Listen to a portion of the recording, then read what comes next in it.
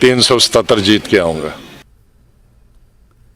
PDP सरबराह Mehbooba Mufti ने आज कहा कि उनकी पार्टी ने सिर्फ आर्टिकल 370 की बहाली और दीगर सियासी हुकूक की बहाली के लिए एनसी और दीगर पीएजीडी पार्टियों के साथ हाथ मिलाया है, क्योंकि दफा 370 खत्म करने के बाद कई अहम हुकूक छीन लिए गए हैं।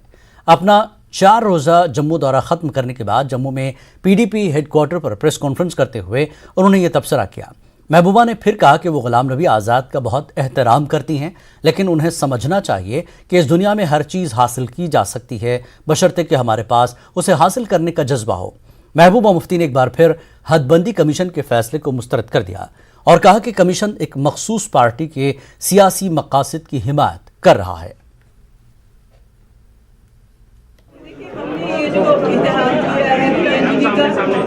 इलेक्शन के लिए नहीं किया।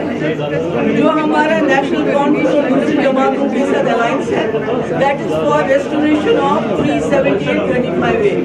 इलेक्टोरल अलायंस तो बाद की बात है, जब टाइम आएगा, इलेक्शन आएगा तब वो देखा जाएगा। जो भी डिलिमिटेशन ने यहाँ किया है वो गैर आईनी, गैर कानूनी है, क्योंकि रीऑर्गेनाइजेशन का जो एक्ट है वो सुप्रीम कोर्ट में अंडर कंसिडरेशन है।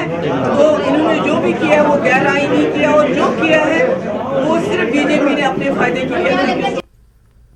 इस दौरान